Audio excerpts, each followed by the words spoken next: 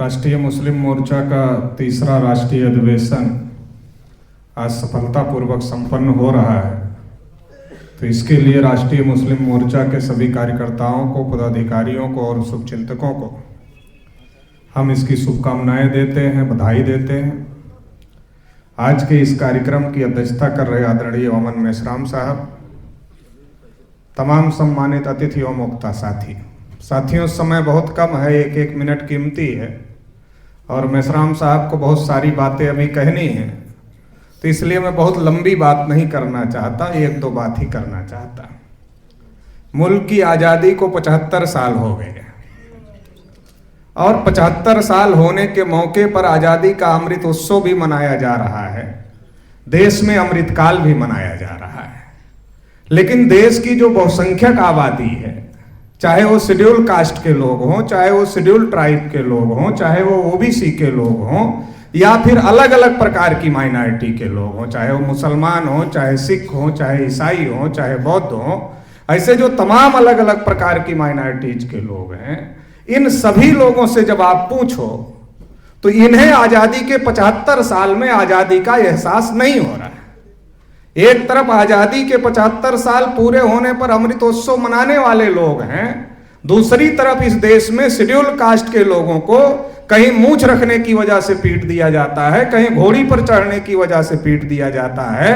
कोई आदमी राष्ट्रपति जैसे बड़े ओहदे पर चला जाता है, फिर भी मंदिर की सीढ़ियों पर रोक दिया जाता है। कोई आदमी मुख्यमंत्री बन जाता है, लेकिन जब वो मुख्यमंत्री पद से हटता है तो उसका घर गंगा जल से धुलवाया जाता है, शुद्ध किया जाता है और ये एहसास दिलाया जाता है कि संविधान ने भले ही तुमको बराबर कर दिया है, लेकिन अभी भी हम तुमको वही मानते हैं जो हमारे पूर्वजों ने मनुस्मृति में लिख करके माना था, वही मानते हैं। ये बात आज भी खुलेआम हो रही, शेड्यूल कास्ट के लोगों के साथ में हो रही, शेड्यूल ट्राइब के लोगों के साथ में। संविधान की 5वीं और 6ठी अनुसूची में बाबा साहब डॉक्टर अंबेडकर ने लिखा कि जिस इलाके में आदिवासी रहते हैं वहां के जल पर, वहां के जंगल पर, वहां के जमीन पर आदिवासियों का अधिकार होना चाहिए।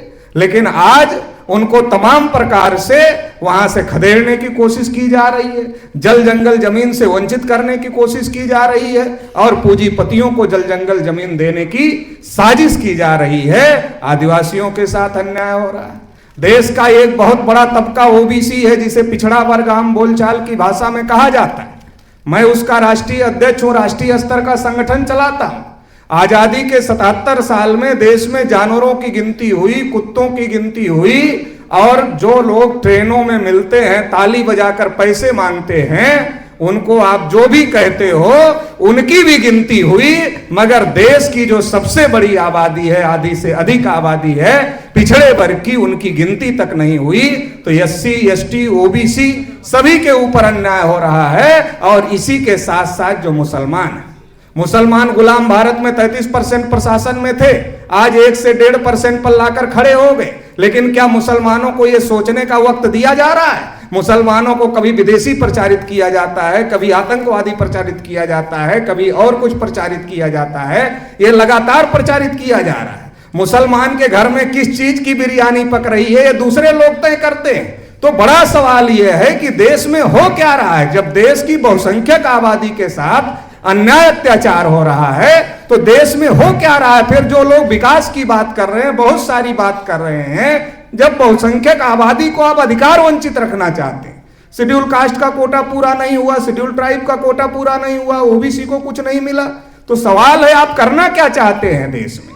तो देश में अल्पसंख्यक लोग जो 3.5% ब्राह्मण लोग हैं, वो देश की सत्ता और व्यवस्था, एक ने कम्युनल के नाम पर संगठन बनाया, वो कहता है कि एक मुसलमान 14 बच्चे पैदा कर रहे हैं, देश पर मुसलमानों का कब्जा हो जाएगा, जाग जाओ, इकट्ठा हो जाओ, वो ये डर दिखा रहा है। और दूसरी तरफ दूसरा कहता है नहीं हम तो सेकुलर है। ये दोनों जो नौटंकी चल रही है कम्युनल और सेकुलर के नाम पर, तो सेकुलर की नौटंकी में मुसलमान ज्यादा फंसे हुए हैं और कम्युनल की नौटंकी में ओबीसी, एससी, एसटी के लोग और खास तौर से ओबीसी के लोग, पिछड़े वर्ग के लोग बहुत ज्यादा फंसे हुए हैं। तो ये दोनों नौटंकी से बाहर निकलना पड़ेगा और ये दोनों नौटंकी से बाहर निकल करके हिंदू मुस्लिम एकता की बात बहुत हो गई। हमारे मुसलमान साथी भी बहुत बात करते हैं हिंदू मुस्लिम एकता की। हिंदू मुस्लिम एकता से काम नहीं चलेगा। जब हिंदू मुस्लिम एकता की बात होती है तो हमारे ऊपर जो जुल्म कर रहा है उस जालिम के साथ बैठना पड़ता है। तुम हिंदू मुस्लिम एकता से काम नहीं चलेगा।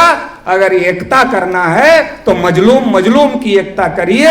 और मजलूम कौन है? हजारों साल से SC ST OBC को इस देश में मजलूम बनाया गया। संविधान में सभी अधिकार मिल जाने के बावजूद भी आज अधिकार नहीं मिल रहे हैं और 77 साल में मुसलमानों को भी इस देश में मजलूम बना दिया गया है। तो इसलिए एकजुट होने की जरूरत है। जैसे जब हम फिल्म देखते हैं तो फिल्म में, पुरानी फिल्मों में एक सीन होती थी कि दो बच्चे एक ही घर में पैदा हुए, बचपन में बिछड़ गए, एक पुलिस हो गया और दूसरे का पालन किसी चोर डकैत ने किया तो डकैत हो गया या कुछ भी हो गया। लेकिन जो तीसरा खलनायक है वो ये जानता है कि दोनों के माँ बाप एक हैं। जब वो जानता है दोनों के माँ बाप एक हैं तो पुलिस वाले को भी चढ़ाता है कि वो उससे लड़े और डकैत को भी चढ़ाता है कि वो उससे लड़े। दोनों को उकसाने का काम करता है और दोनों को उकसा करके लड़ाने का काम करता है। दोनों तब तक लड़ते हैं जब तक उनको पता नहीं चलता कि हम भाई भाई हैं, हमारे माँ बाप एक हैं, हमारे पूर्वज एक हैं, हमारे पुरखे एक हैं। अभी तक हम इसलिए लड़ रहे थे कि हमें पता नहीं था कि इस देश में हम सभी के पूर्वज एक हैं, पुरखे एक हैं, हम इस देश के असल बासिंदे हैं, असल मूल्यवासी हैं। लेकिन जब तीसरा आदमी जाकर फिल्म में बताता है कि नहीं तुम्हारे माँ बाप तो एक ही हैं, ये तो तीसरा खलनायक है, तुम्हारे परिवार का दुश्मन है जो तुमको लड़ा रहा है, तो दोनों इकट्ठा आ जाते हैं। इकट्ठा आते हैं तो खलनायक का बंदोबस्त हो जाता है। इस देश में SC ST OBC माइनॉरिटी को जो आपस में लड़ाने वाले लोग हैं वो तीसरा आदमी बामसेफ संगठन है। वो तीसरे आदमी वामन मेश्राम साहब हैं जो ये बताने का काम कर रहे हैं कि हम अलग अलग नहीं हैं, हमारे पुरखे पूर्वज एक थे। और जब ये बात पता चल गई है तो अब ये तय करना है कि हम आपस में नहीं लड़ेंगे बल्कि एक साथ मिलकर लड़ेंगे और जो खलनायक है उसका बंदोबस्त करेंगे। लेकिन लड़ेंगे किस बात के लिए? वो गलत कर रहे हैं तो हम गलत नहीं करेंगे, हम इंसाफ कायम करने के लिए लड़ेंगे। वो नाइंसाफी का निजाम कायम किए हैं, अगर हम इकट्ठा होते हैं तो उनका नाइंसाफी का निजाम ध्वस्त हो जाएगा, खत्म हो जाएगा और इंसाफ कायम होगा। इंसाफ क्या है? सबकी गिनती होनी चाहिए, जिसकी जितनी संख्या भारी उसकी उतनी हिस्सेदारी, ये इंसाफ है। इस इंसाफ की लड़ाई के लिए आप लोग साथ सहयोग देंगे, इतना इस मौके पर कहते हुए आप लोगों ने मुझे सुना, इसके लिए आभार, धन्यवाद।